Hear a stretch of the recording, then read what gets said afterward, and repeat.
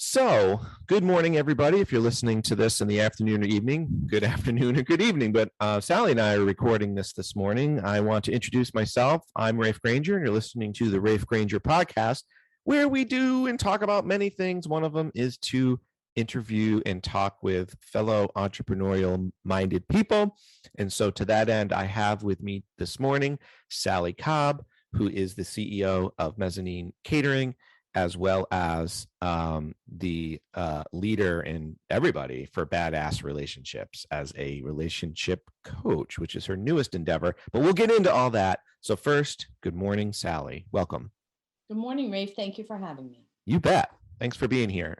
So we're going to do what's called a client showcase. We're going to shine the light on Sally and get her to brag a little bit and talk about, her beginning of the journeys with MasterClass and what that all did for her. So my first question for you, Sally, is can you recall, and if you can you share with us what was happening back when you decided to join MasterClass? Well, what was happening for me as my business was growing, Mezzanine started in 2012, and it went very quickly from about $150,000 to about $750,000. And so many things were changing for me, everything from having a lot of employees and a lot of people leading different departments and, me wanting to make sure that I was keeping a handle on all of those things and was leading correctly and all the challenges that come with that. And when you are the leader of a company, oftentimes, and a good friend of mine, Terry Harmon, said once, it's lonely at the top. And it's true in that there aren't a lot of people available to you on a day-to-day basis that you can reach out to and say, hey, what do you think about me doing this? I'm kind of thinking about this and I don't know. What do you think? Or how do you think that might work? Or I've got this crazy idea.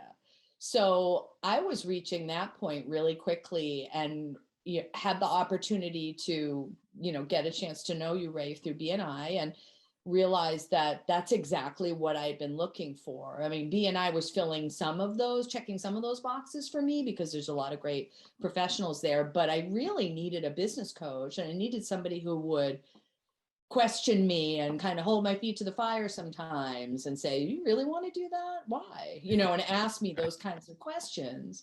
So that's kind of how I found MasterClass and found you. And, I can expand on that if you want. But. Yeah, we'll keep going. Sure. A couple things. BNI, for anybody who's listening, not from that circle, stands for Business Networking International. Sally and I are members of a chapter in Portsmouth, New Hampshire, and it's a networking group where we get together and network. Did you have, so first of all, you said two things that I hear a lot. One of the most common things I hear is as I was like, well, geez, I just sort of grew. Like I did, like what I find happens is people who end up getting business coaching is, I think there might be a perception that the business is on, crumbling around the person's ears and they don't know what to do. And they're like, oh my gosh, I need a coach. Actually, it's quite the opposite. Usually the business is booming because the entrepreneur who started it's really good at what she does. Then word gets out, and then the multiplying effect of the word gets out. So right around year 5, 6, or 7, and they've already hired. It's funny, people don't come. They're like, I think I'm going to hire somebody. You know what? I'm going to hire a coach and see if I can hire the right person. That doesn't seem to be the organic growth. It's more like hire person number 1, hire person number 2, hire person number 3, sometimes even number 4, and then they're like, how do I get all of this to function the way I want it to function? The owner says to herself. And so that's when they begin to seek out coaching. So I want to pause on that for you. And so that's number one common thing I hear. Did you just wake up in the morning and say to yourself, I need a business coach? Because sometimes that is what happens. Or is it more this just, what was it for you that led you to think you needed help? For me, it was organic. I didn't know that's what I needed at all. I actually had no idea that's what I needed, but I knew I was reaching a point in my business where I needed advice, but I needed advice from people that were in the same situation. I mean, in terms of a business coach, I needed somebody that would, again, question me, like, why do you want to do that? Like, what does that look like? Let's talk it out. Let's flesh it out. How does it play out? For you in particular, being a business coach, learning more about what you did through the BNI experience was like, that's exactly what I've been looking for. I didn't know I needed that. And I thought, you mean this is available to me? There are people that you could say, hey, I don't know. When you're an entrepreneur, you're always in kind of this creation mode. Yes. And it's good to have somebody who's like, okay, these are all great ideas. You probably can't do them all right now. Which one would you like to focus on? And just kind of help you stay, creative, but also stay in the production side of it too. How will that play out? Yeah. Yeah. And it just struck me too, like the skill set needed to go from that phase we just talked about, like creation to now it's running, 150,000 to 750,000 is a different skill set. And that skill set is what you exhibited, which is looking around you and being like, I need a sounding board. I need to check these ideas against somebody. And those aren't necessarily the skills that got us to where we are as an entrepreneur. Because an entrepreneur, we just create the thing out of whole cloth or buy it and then run the thing out of whole cloth. We just figure it all out ourselves, do it all ourselves, think of it. Oh, sure, our spouses may throw a couple 3 cents in there or friends, but mainly it's ourselves. And yeah, that's a really common phenomenon where I've noticed, like, yeah, the business owner says, I don't know what I need exactly, but I need something. And that's usually the trigger to find where they end up. Yeah. I want to touch on too, because I hear that a lot, like I'll hear my husband can only listen to so much, I mean, it's so true. Like it is lonely at the top. And so it's nice to be able to be with like-minded people and hear, different ideas and stuff too. So yeah, absolutely. Just to say something about that, please. When we say it's lonely at the top, or when I say that, I mean that kind of joking, kind of tongue in cheek, because what you discover is there's a lot of people out there that are in your position that, also are seeking someone that can be that sounding board for them, and discovering that, to be at a point in your business where that's what you need and you realize that's available to you was really key for me. That helped me get through a couple of different things. In particular, helped me make a decision to not do something that I thought I really wanted to do. So, and realizing how much time and energy that was going to take. So it is quote unquote lonely at the top, but it's really not. There really are a lot of people out there like yourself that can help people in that situation. Yeah, that's a great point. We create it to be lonely at the top, or maybe just because we don't know. We just didn't know it existed because we've not been at the top before. Like now you'll know, right? You'll know. And yeah, let's talk about that, because I know you like to share this story you have with me several times. Can you give the people the backstory of the thing that you were excited to do? And yeah, go ahead, share. I would love to share that story. So having a catering business and having it grow really fast is great. But you, at some point, for me, I realized that my events were getting bigger and more elaborate and more, expensive for the customer, but it's what they wanted, that experience. And it was kind of leaving behind a lot of people who were like, I just really would like you to drop off a pasta bar, a taco bar, barbecue meal. And I really wanted to work with those people too, but I was, by virtue of booking so many of these bigger events, I was unable to do a lot of those. So I came to you and I said, I want to create this new, kind of mezzanine light. And we're going to do events, that are in, a lower range, dollar range, because I really still want to help people that can't afford the much more expensive and much more elaborate event. And you were like, okay, well, let's talk about that. And we did. And what I discovered, amongst a lot of different things, but what I discovered was the time and energy I was going to be putting into that to make a third the money really didn't make any sense at the end of the day. And it's funny because now my director of operations is, we are creating an offshoot, which will be kind of that concept. But when we talked about it a couple of years ago, that would have not been a great decision to make at that time. And, my company's big enough now, and I have the foundation in place that looking at that and starting to take a harder look at it, how will it work and play it out, just from a creation standpoint, makes a lot more sense now. but at the time it didn't. And you helped me see that. And I was really glad.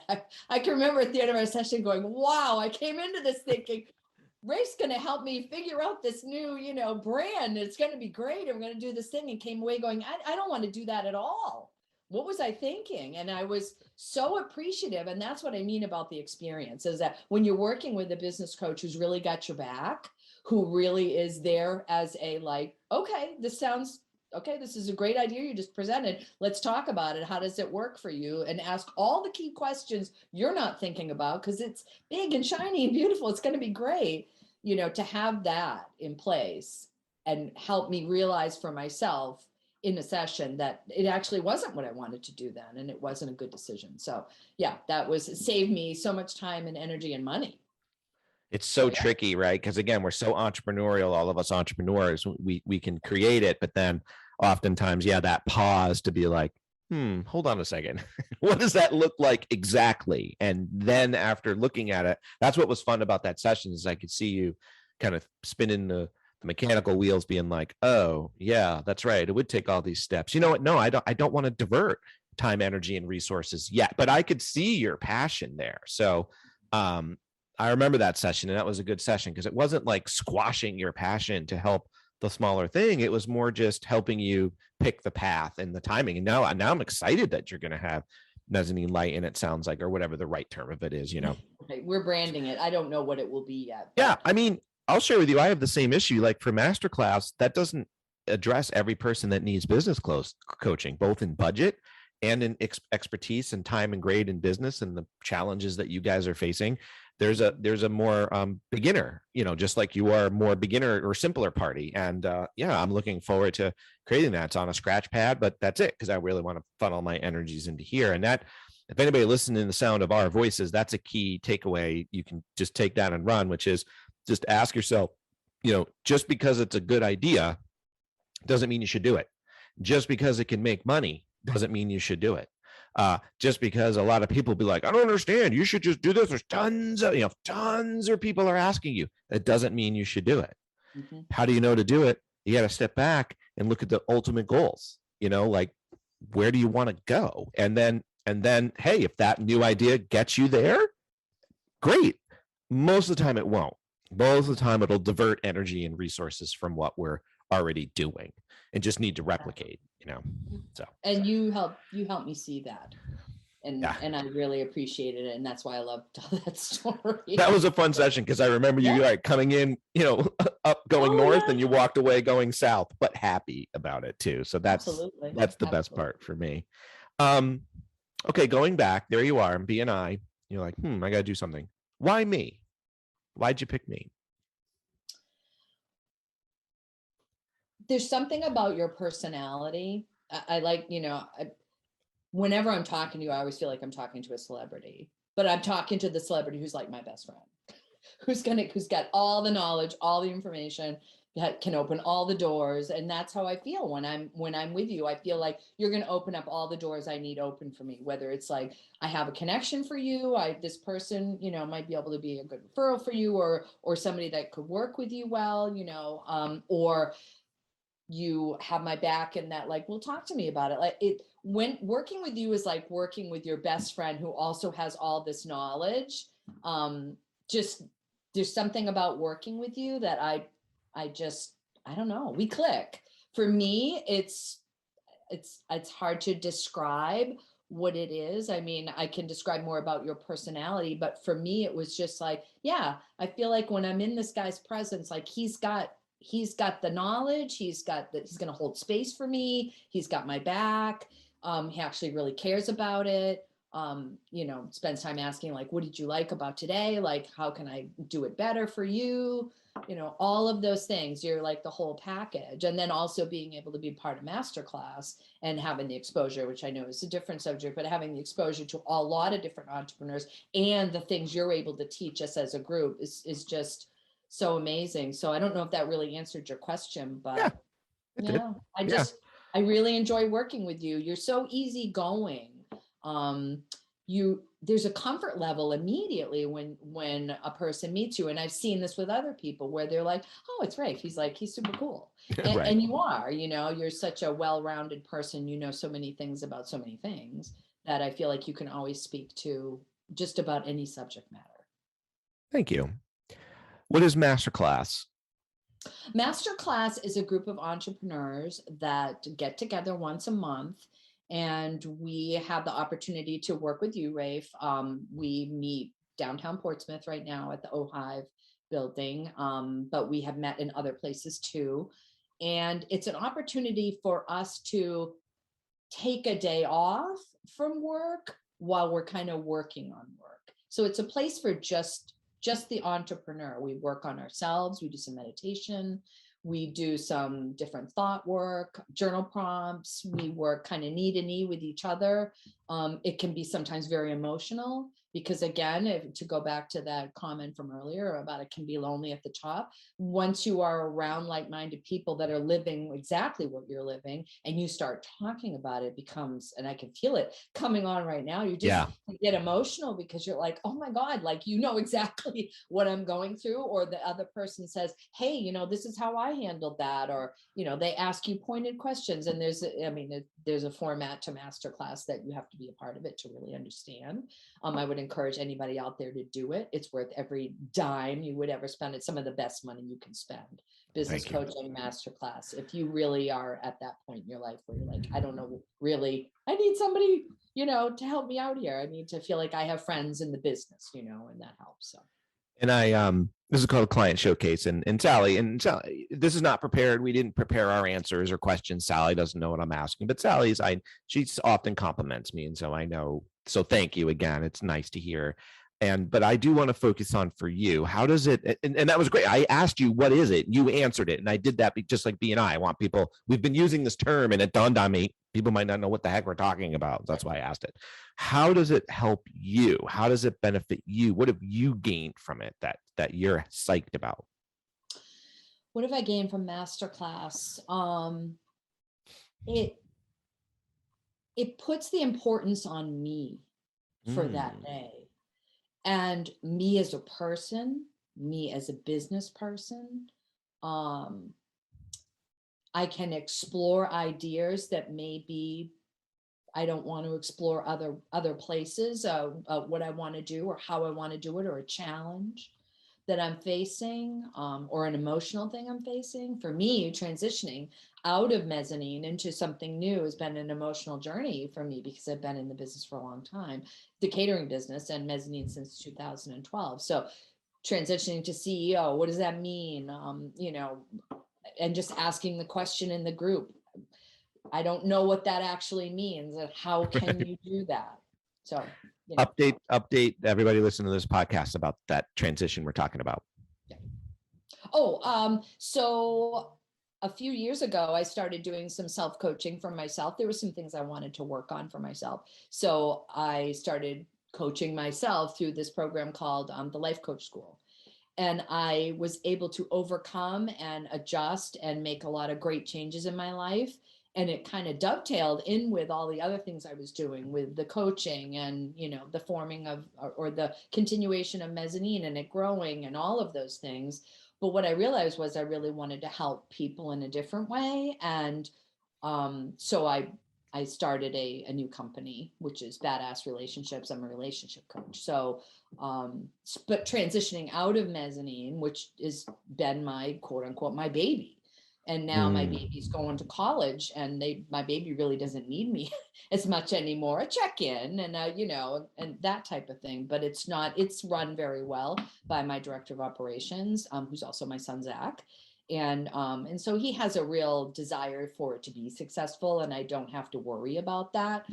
To be in that position and transitioning to a new company and how I want to do that. It's completely new. And what do I want to do? And again, being able to transition with Raef to what do I want to do? How do I want to do that? Help me, just can you hold space for me while I talk it out? And, and then you just ask pointed questions and you help me get focused on what do I want to do and how do I want to do that? So it's been great.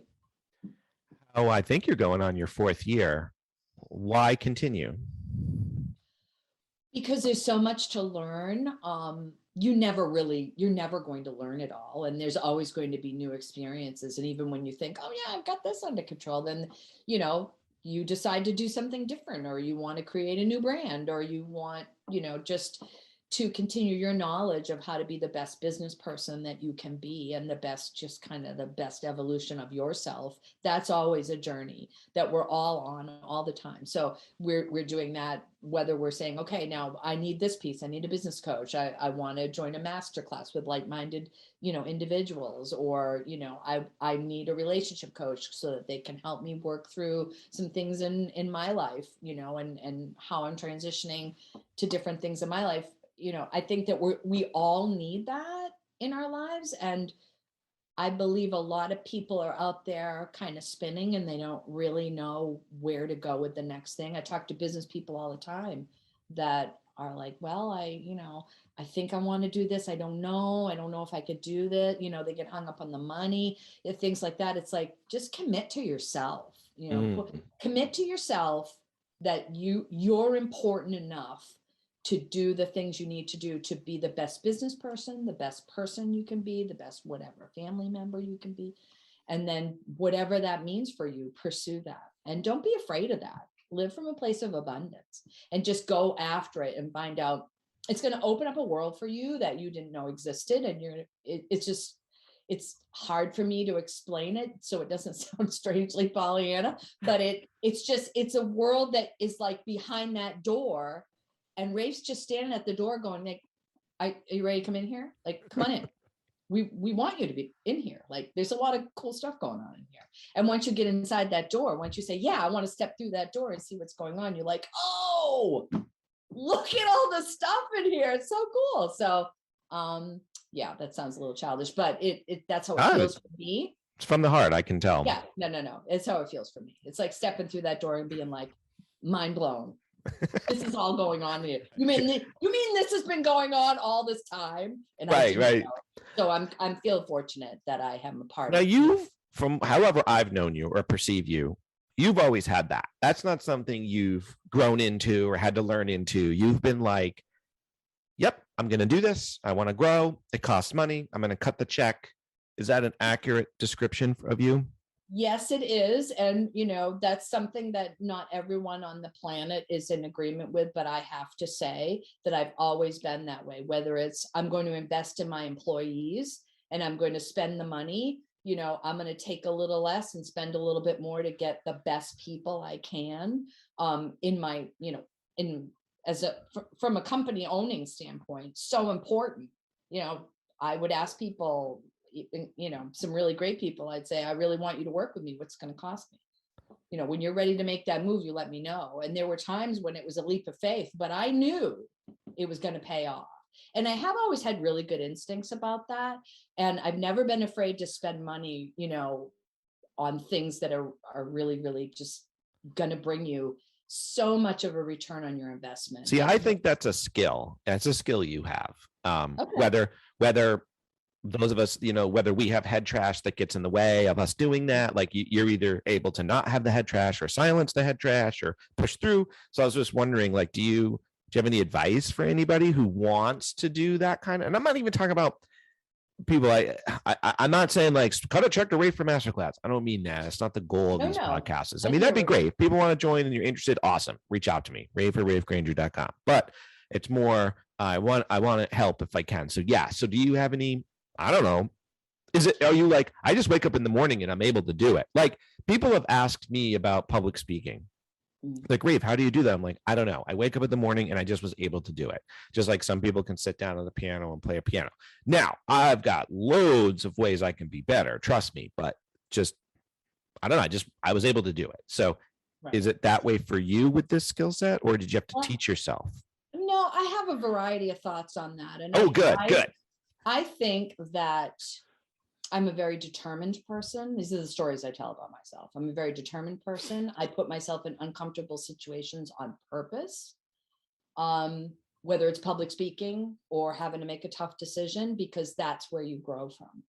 And if you're just sitting back and just staying super comfortable all the time, you might be just fine, but you're probably not going to go anywhere either. So you have to be willing to. When you say you mean I. I'm right? sorry, I mean I. Yes, and this is something we learned in MasterClass. we use I and we speak about ourselves. Yes, and I have a tendency to do that, and Raef always reminds me, which I appreciate. So I love to make decisions. I love to. Have you just always been that way? Like little 12-year-old Sally? Like, were you like, it's just fun to explore, I think. Well, when I was really young, I got into trouble with the neighborhood kids. Oh, this is interesting. Okay. This group of kids started telling the story about me that somehow I've been like, I was talking behind this person's back, and they told this big story. And I honestly don't remember now. I know at the time feeling like I didn't do any of those things. And maybe I did some of that and didn't realize, but I was kind of ostracized for the whole summer. I did a lot of reading. And at the end of the summer, I thought to myself, this is miserable. I'm miserable. I don't care what they do. I'm walking into the middle of that group of people and I'm be like, yeah, bring it. You got a problem with me? Let's talk about it out in the open. Because whatever you guys are saying wasn't really happening from my standpoint. And I'm tired of being ostracized. Nobody's gonna hold me down from what I want to do. So I'm just putting you all on notice. And they're all like, yeah, well, it's nice to see you, whatever. I'm like, here, want some candy? I mean, it was like that kind of a thing. There was nothing going on. It was all in my mind. Oh, that's what I was going to ask you. Were they ostracizing you, or did you just think you were ostracized? I thought I was ostracized, but it was my thinking that was like, well, I can't go and be around them because they don't want to be around me because they think I'm right.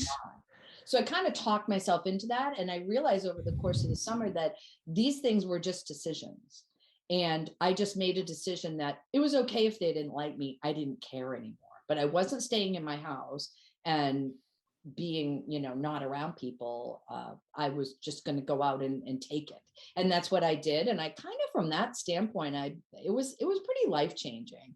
I just decided that there was no reason why I couldn't just go out and take whatever I wanted. And I don't mean that in a bad way. No, I know. Make a decision. I love when that knowledge loop comes full circle of how we don't want a certain thing to happen. You don't want to be ostracized. Mm-hmm. But then I'm going to talk about me, but we take the actions that then ostracize us and then prove our theory. And it's always amazing to me when, like you did, where you're like, wait a minute, I'm going to just walk into the middle. It took your action to walk into the middle of the people to then break out of that, Like I had this happen at a yoga retreat where there was this guy, who's just this cool looking dude. He had like long hair and cool tattoos everywhere, and he could do a handstand, and he just looked like total cool. And I went back to my high school days where I didn't think of myself as cool. And so I was like, here I am, a 50-year-old dude going like, I'm not going to talk to him because he's going to just think I'm a nerd and not talk to me. And so what did I do for like 2 to 3 days of the training? I never talked to him.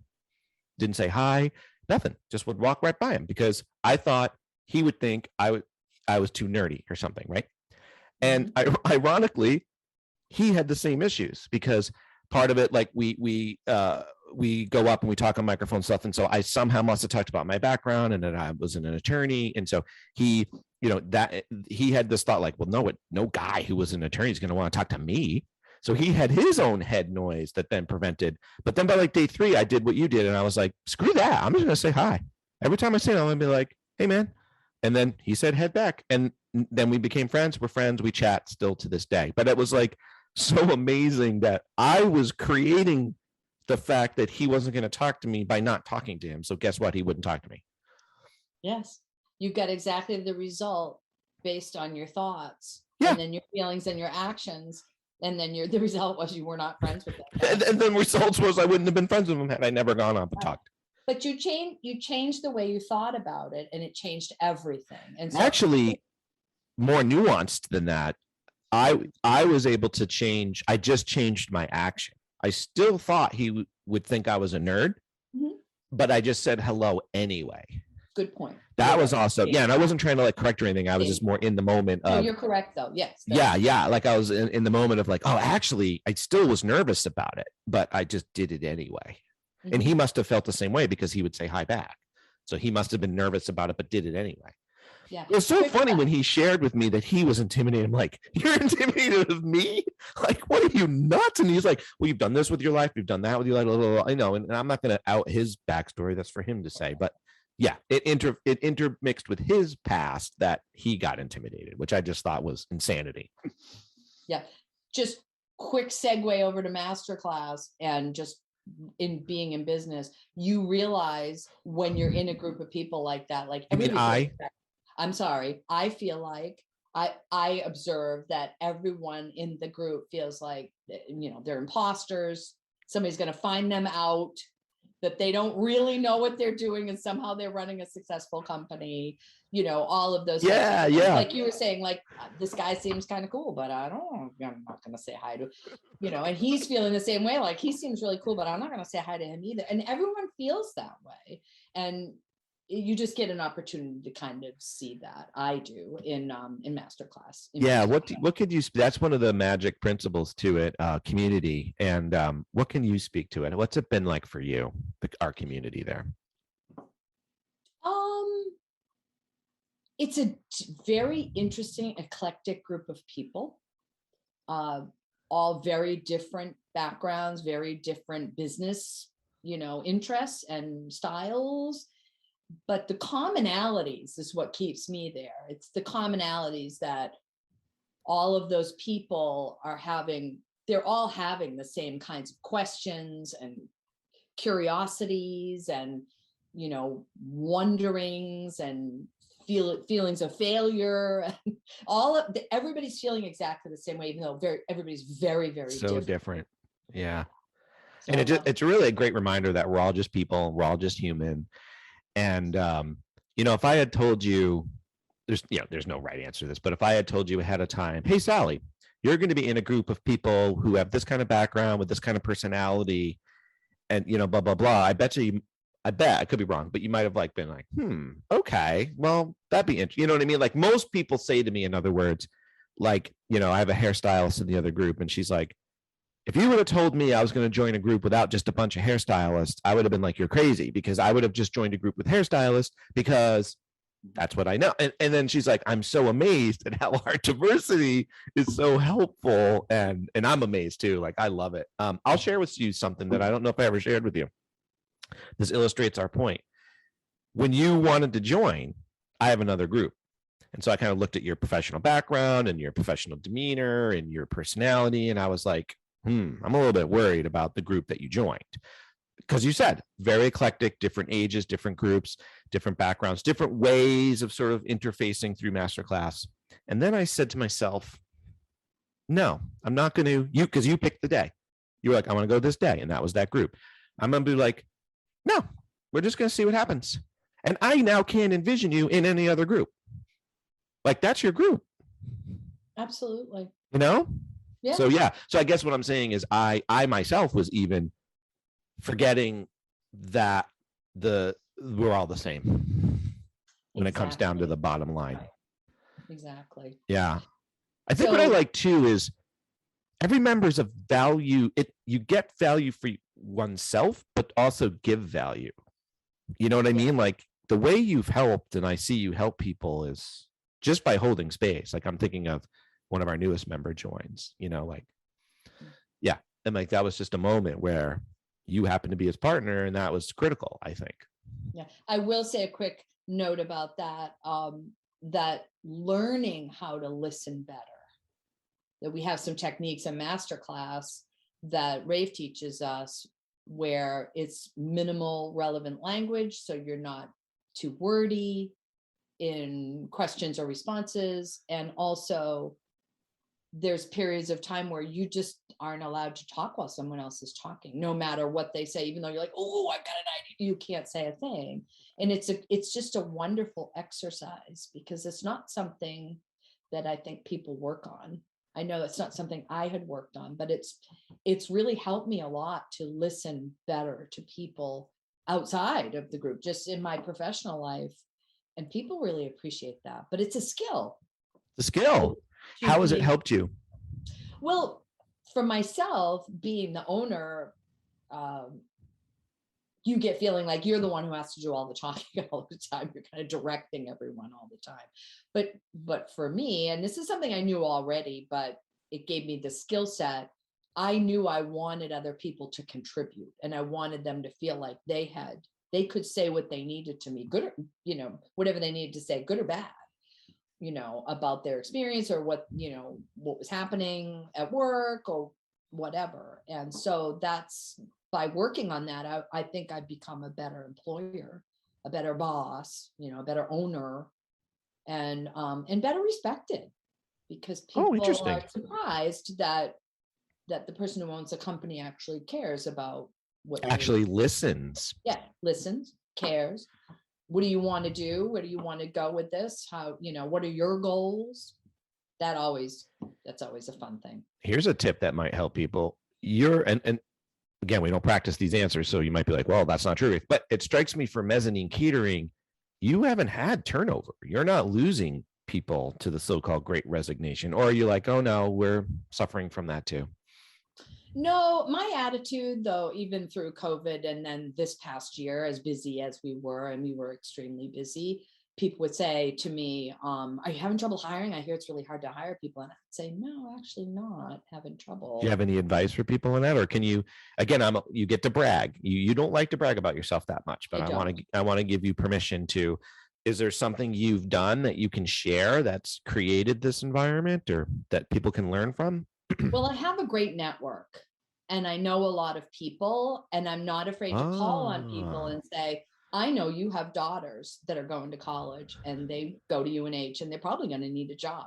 I have a perfect weekend job for them, or whatever the case may be. Now, I didn't do that a lot, but I did that some. When people would say to me, my staff would say, I don't know, bartenders, we're looking a little lean. I'd say, I know a few people who bartend. Okay, now let's say you've tapped a few college-age kids on the shoulders. How in the heck are you getting them to stay, or even just for the season? Because we just hear these stories like they don't show up or they just don't come back. I don't mean college students. I just mean the people, but your people show up and do the work. And your work's not easy work. No, it's not. We like to think we pay people better than others, but it's the culture, really, at the end of the day. I think everyone that's out there working is going to work hard at the jobs that they do. But if you have a culture where people actually are cared about, where there's just a lot of different things we do when you work for me that other people don't do. And I'm not going to go into the long list, but people are respected. I had a girl last night who was supposed to be working with me, and she did, but she reached out to me and she said, Sally, I forgot that I'm supposed to be on a call. I don't usually work Sundays and I forgot all about it, but I have a call at 9:00. Do you think I could be leaving at 8 from this event? And I reached back out to her and I said, absolutely. I said, I'm so proud of you that you're making your schooling really important. And that when you realized that, you reached out. She said, well, I was a little nervous. And I said, you should never be nervous. Just communicating with me, because I totally get it. And I want you to do well in school. I'll do everything I can to get you out on time. And I was able to get out even earlier. So yeah, I want people to feel like I care about them as a person. That sounds kind of. I think that's one of the tools that's keeping people around. I think Marisa told me there's either a book on this or an article she read that was when the leader, whether it's the team lead or the supervisor or the owner, shows an interest and mentors the person in whatever the person wants. It could even be running a 6K, a 5K. It doesn't have to be about work, but just, and so that's what you did there. You mentored her and led her to be like, hey, you reached out. Good for you. You put your schooling as important. Like you just mentored her in a phase of her life. And I've heard that's what's keep those people that aren't losing people. It's because that's been established. Yeah. You might not have even done it consciously. You probably just did it out of the goodness of your heart.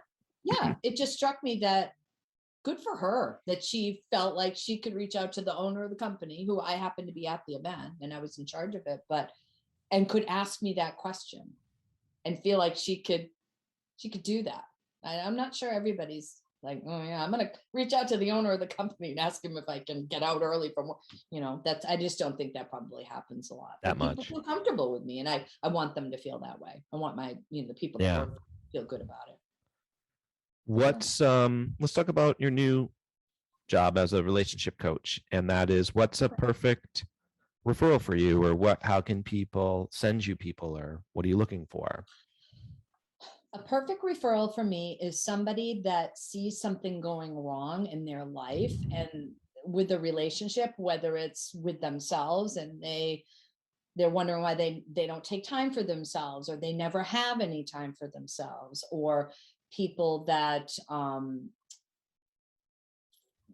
trying to just speak from some of my own experience and people I'm working with, people who have kids that they don't know why they're not getting along with their children. And that a lot of times it's just they're not seeing what it is they're putting in place, or kind of the barriers they're putting up. People who would like to work on their romantic relationship.